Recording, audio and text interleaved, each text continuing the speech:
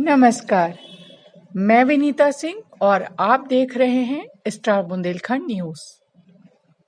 जहां उत्तर प्रदेश के अयोध्या में 5 अगस्त को देश के प्रधानमंत्री राम मंदिर का शिला पूजन कर नींव रखेंगे, वहीं अयोध्या मंदिर को भव्य सजाया गया है। पूरा मंदिर सोने जैसा जगमगा रहा है।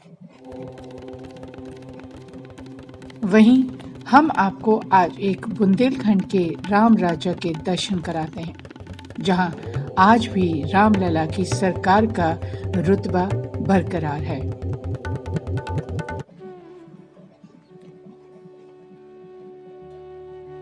यहाँ भगवान राजा के रूप में विराजमान है। अयोध्या में भले ही रामलला का जन्म हुआ हो, लेकिन उनकी असली सरकार तो यहाँ पर चलती है। यहाँ हर आमजन प्रजा होता है, चाहे वो प्रधानमंत्री हो या फिर देश का राष्ट्रपति ही क्यों ना हो। और यही कारण है कि यहाँ किसी वीवीआईपी को गार्ड ऑफ ऑनर नहीं दिया जाता है।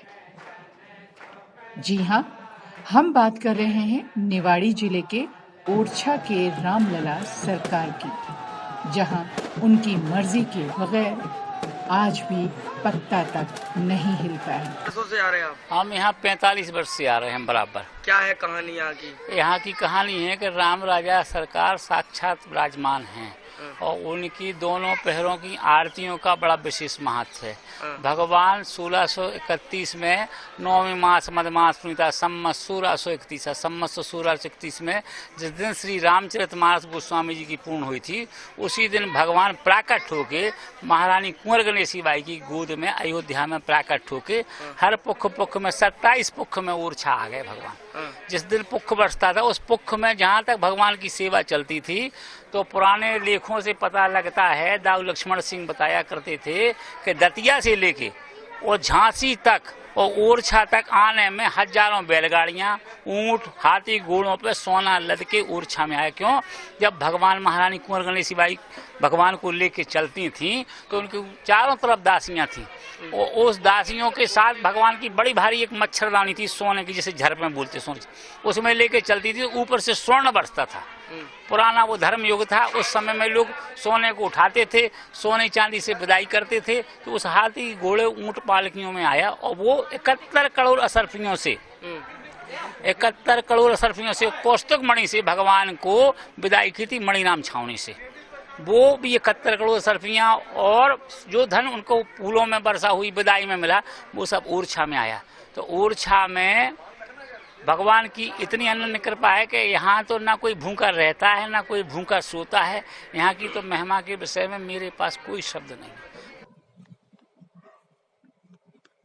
जहाँ ये परंपरा आज की नहीं, बल्कि करीब 450 वर्षों से लगातार चली आ रही है, वहीं अगर मंदिर से जुड़ी अन्य परंपराओं एवं नियमों की बात करें, तो आज भी मंदिर के अंदर वीडियोग्राफी एवं फोटो खींचने पर सख्त मनाही है।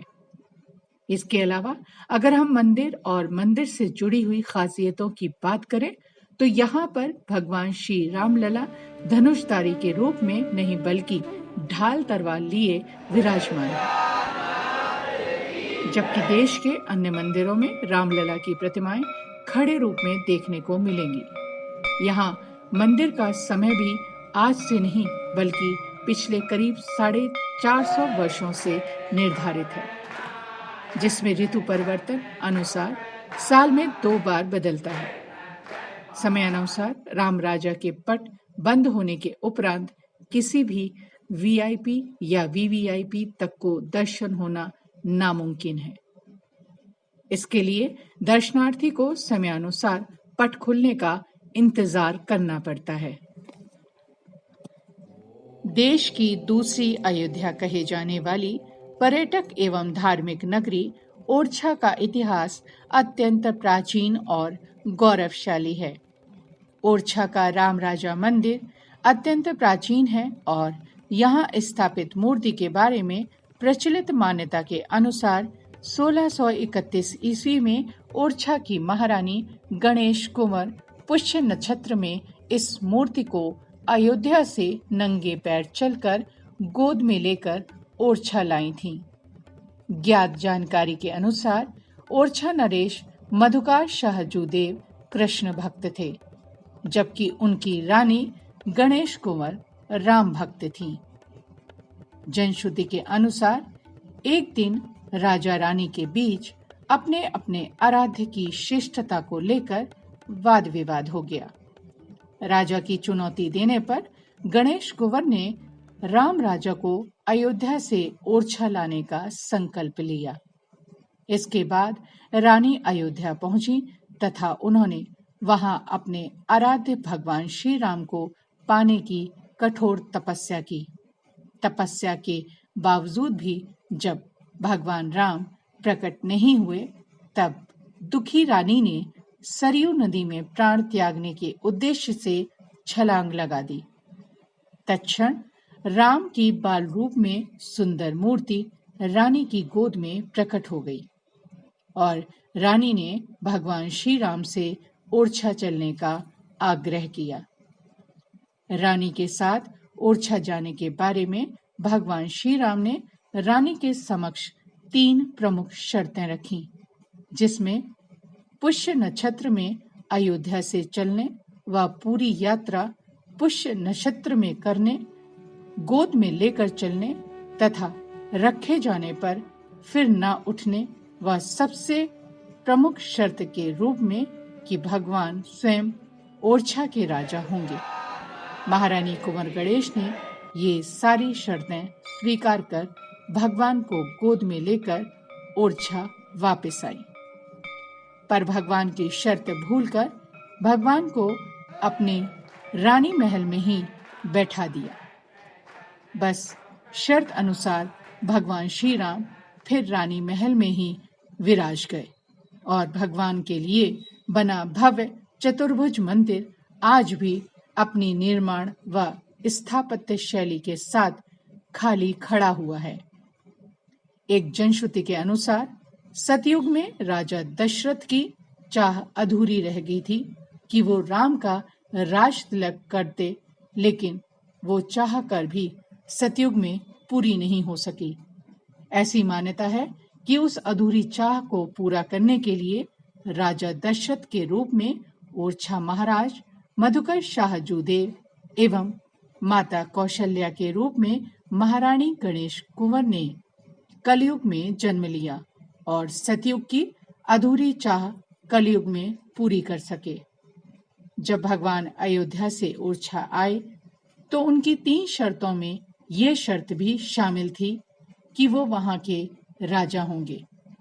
उसी शर्त के अनुसार भगवान के ओरछा आगमन पर मधुकर शाहजूदेव एवं रानी कुंवर गणेश द्वारा भगवान की स्थापना पूरे राजकीय सम्मान के साथ राजा के रूप के राज तिलक कर ओरछा में की गई थी।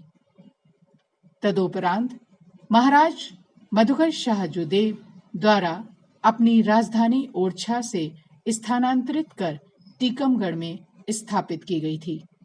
हालांकि इसके कोई प्रमाणिक सबूत नहीं है, पर पूरे वैभवशाली इतिहास की गवाह रही ओरछा रियासत का अचानक इस तरह टीकमगढ़ पहुंच जाना इस जनश्रुति को कहीं न कहीं बल देता है। संभवतः ओरछा के राम राजा इस मायने में भी अद्वितीय हैं कि उन्हें प्रतिदिन पुलिस के जवान बकायदा आज भी चारों पहर गार्ड ऑफ ऑनर पेश करते हैं। सूर्यास्त के बाद किसी भी वीआईपी को गार्ड ऑफ ऑनर पेश करने की स्थापित रीति के बावजूद भगवान श्री राम को सूर्यास्त के बाद भी ओरछा में गार्ड ऑफ ऑनर पेश किया जाता है। Vinita Singh, bureau report, star Bundelkhand news, Orchha.